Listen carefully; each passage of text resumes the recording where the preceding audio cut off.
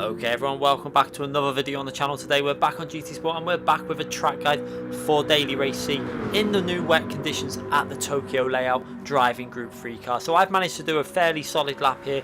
I managed to jump on late last night, not really feeling that tired.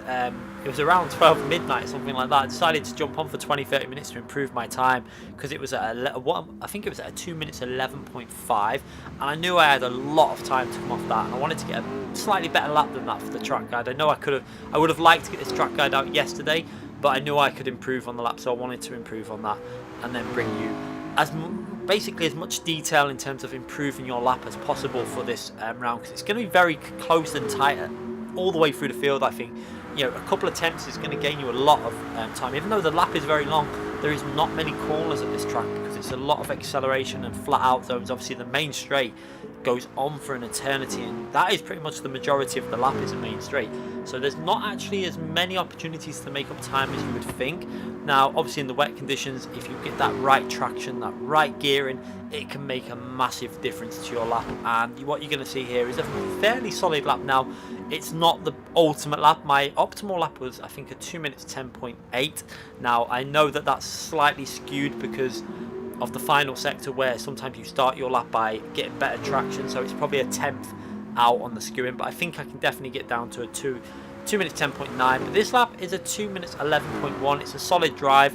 It should give you an idea of all the braking references, some tips for lines, and I'm going to try and point out some areas where you need to be careful when in a slipstream. Also, for example, turn 1, you might want to consider braking a little bit earlier because you can carry a lot more speed into turn 1 with a slipstream. Up to 7 to 8 miles per hour extra speed into turn 1 in wet conditions can make a big difference in your braking reference. You need to really consider that when in race conditions with a slipstream. So we're going to try and point out some areas like that, and also mention about in the middle sector being a bit cautious when following another car with that dirty area. It will affect the front from biting into them apexes as much, and you might just have to be a bit more cautious when getting on the throttle. So let's start this lap. Obviously going down the main straight. This is a very long straight, probably the longest straight, one of the longest straights in the game. I think maybe Circuit de la Sarthe without the chicane is longer, but it's going to build up a lot of speed as we go into turn 1. You can see already doing 167, 168. It does slow you down a little bit when we go up this hill. This is where you need the torque from the cars. This is why the GTR McLaren is very strong down this straight, because it can carry on pretty much accelerating up that hill. Ford tends to bog down a little bit, but now we're back into that acceleration zone, and we're going to be hitting about 172, 173 into the braking. And what you need to do, if you're coming in a slipstream here following another car, you're going to want to consider braking just above that little green, but with the green signs above there. You don't want to brake any later than that if you're in a slipstream, because you will reach probably certain death as we go into the proper braking zone without a slipstream. Just before that 150 board, you can see the braking input going in there. Now we're going to trail brake all the way through this corner. It's important not to keep your foot slammed on that brake, because it will increase the braking distance. You really need to trail brake into the corner.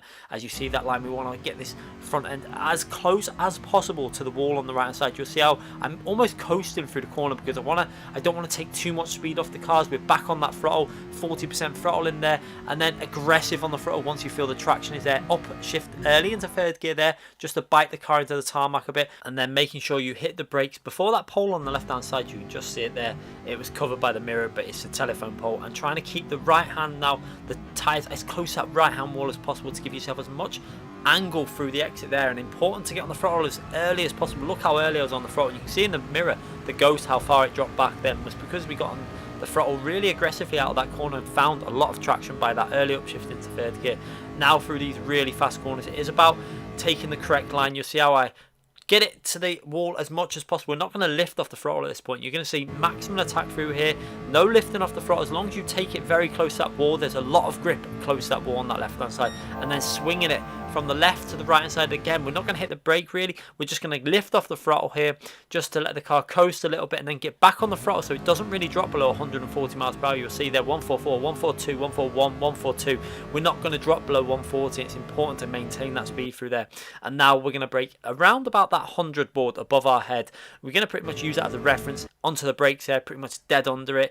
And it's important to brake early for this corner because you want to be getting the car into the apex as early as possible. You'll see down to third gear, use the wall as a reference for that left hand side. You're almost skimming the wall. You've got to be very brave through this section if you want to get the most out of your lap.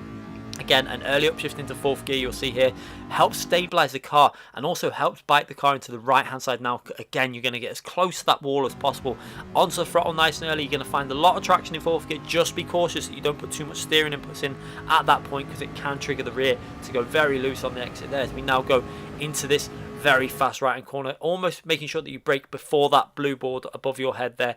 If you brake any later than that, you're going to be in trouble. You see just a tiny tap of the brake, not aggressively, off the throttle. Now we're coasting, and then once you feel the grip there, you can get back on that throttle. Just be cautious you do not hit that wall on the left hand side. You want to be almost skimming it to get the most out of this lap, as we now go into the next corner where you're lining it up now to chuck it into the left hand side. Just again, a tiny fraction of braking input, and not aggressive amounts, just a tiny fraction, just to get the weight onto the front end and help the front bite into this apex, as we again push the limits as close to that wall as possible and on the throttle as early as possible. You'll see that playing with the throttle all the time is so important in these wet conditions. You're almost experimenting where the grip is there as we go into the next braking point in between the 100 and the 50 board. I'd say nearer to the 100 board though is better idea. You'll see I'm a bit optimistic with how much speed I took in here. I think as we go into the corner, I lift off, let the car coast, and we get understeer there. That was frustrating because that's going to lose me a bit of time. I have to get on the throttle to work the car, to rotate the rear a bit. We managed to do that and give ourselves quite a nice entry into this corner, but I probably lost a tenth or so with the way I entered into that corner. But now it's important again to keep the car as close to the wall on the left, to give yourself as much angle to get on the throttle on the exit. Early upshift again into 4th gear, help that car find the traction and gain the momentum down this straight, and then into a very tricky braking zone where you have to be very cautious in the slipstream. If you are in a slipstream, you want to be braking quite early, probably on the 200 ball, but for us, we're going to brake just in between the 200 and 150, more closer to the 200 though. And you'll see I was possibly a fraction late on the brakes here. I was really trying to push because I knew I was on a fairly solid lap. You see I missed the apex there. The green line is where I'd rather have the car in terms of overall lap time. The red line is where we're going to end up taking on this lap. Now there are advantages to taking that red line. You see I give myself wider angle, give myself more of an easier traction zone when getting on the power, so it's not going to spin up the rears as much, which is then going to give us momentum all the way down the straight. Although if you take the green line very tight to the apex, you can still find traction if you're very careful with throttle inputs, and still probably, I think you gain about a tenth maybe, or maybe about a tenth to the finish line, maybe a bit more.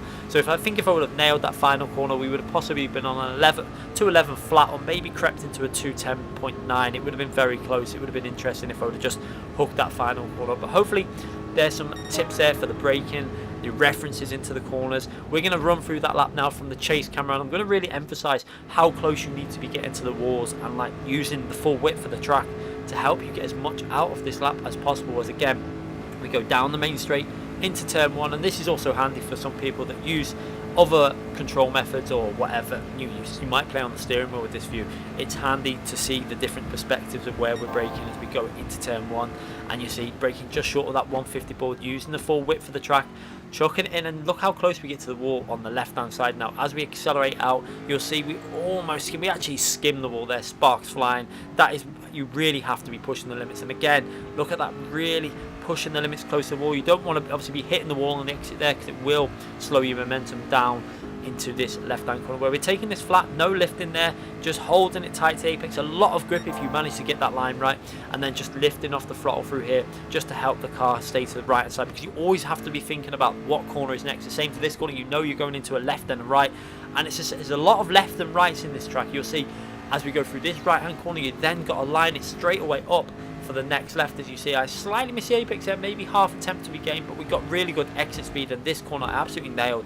I got as close to the wall as possible, got on the throttle nice and early, carrying over 120 miles per hour pretty much through that whole corner. Was really nice as we then go into the braking zone. This, you'll see the car straightening up there. That little moment of understeer possibly cost me half a tenth or so, maybe more, I don't really know, as it just frustrates you, because then you can't get on the throttle, you have to rotate the car, and then into the next braking zone. You'll see what I mean now by not biting it into the apex for this corner. But it was I still managed to get a reasonable exit, which probably brought the car and the lap time back into, you know, close to what it would have been taking the tight apex. As you see, the squaring the car off and giving myself nice traction on the exit with that line may have helped slightly, but I think it would have been slightly faster taking a very tight line, because that's the line that I tend to do when I'm on a really good lap, and I actually saw the Ghost gain on me quite significantly through that corner when we took the tight line. So yeah, it maybe gains you a bit more, but in a race situation you might want to take that wider line because it's going to give you better exit speed to give you more of a slipstream down the straight. So bear that in mind as we go over the line.